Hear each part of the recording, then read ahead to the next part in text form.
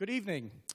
So I get to talk about something near and dear to me, to all of you, our home here, and particularly how fish, which is my love and the science that I work with, along with watersheds, how fish think about how to get home, but also how home has been written a little bit about in music, and how those two may actually have some connection.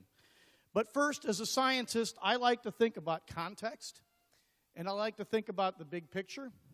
You are here, you're on a small planet, a very important place. You're doing things to protect that planet, and it's a really important thing. You see a lot more dark than you see light out there. But we're getting to know this universe a lot better, and I think it's going to help us protect our home a lot better. And when I think about the universe as a science geek, I have to think about a date that I think is the most significant date that I can imagine just about for humans. August 25th, 2012. Does anyone know that date? You should. That was the date that Voyager 1, sent out in 1977, left our solar system and entered intergalactic space, and is still sending us a little something back here, back to home. E.T., call home, eh? We have a lot of other Voyagers on this Earth, and these are salmon. Salmon that go for years and thousands of miles on huge journeys, and they come right back to these rivers that we have here in the Northwest. The rivers that we're spending time and money to kind of protect for salmon and wildlife and all the other things we enjoy. But it wasn't that long ago that we didn't really know what was driving them, how they got home. But about 40 years ago, and back in the 1940s, I should say, Dr. Art Hassler, I heard him actually give this talk in the 1980s when I was a young, up-and-coming fish biologist, was hiking the upland or the Rocky Mountains in the highlands, and came around a corner, and a breeze came at him, and he smelled the smells in that breeze, and it reminded him of home, and home was nowhere near. And it occurred to him, maybe salmon, maybe they use smells to get home.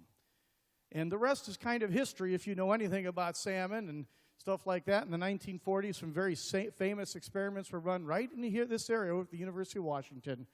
And it showed that salmon, in fact, use those smells to come home. So now,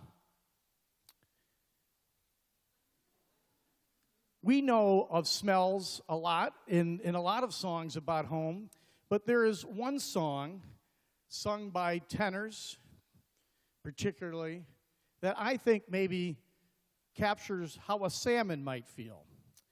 A very well-known songwriter, Italian songwriter, Bonnie is going to help me a little bit here, Ernesto de Curtis, in 1902, wrote a beautiful song.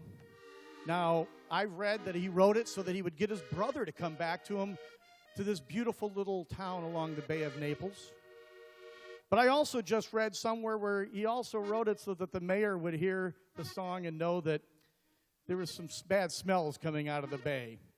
I don't know, given Italy, either one of those could be true.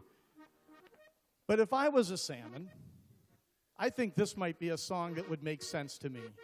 Because it's a song about, look how beautiful this water is. It makes me so inspired. And look at this garden and the smells that come off of it from the orange trees. How can you say you're leaving? Come back. Just like a salmon, come on back and spawn.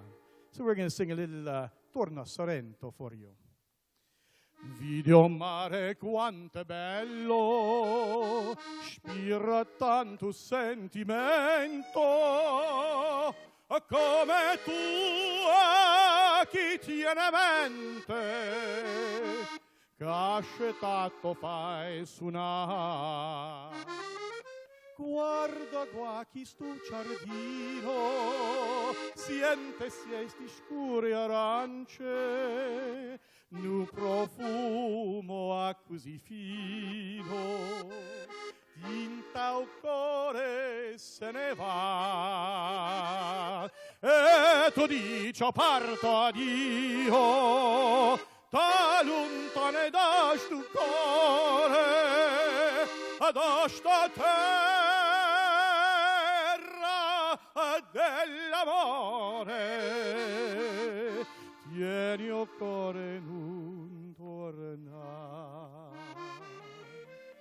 ma non a me la sa, non dormes tu tormento, torna solo.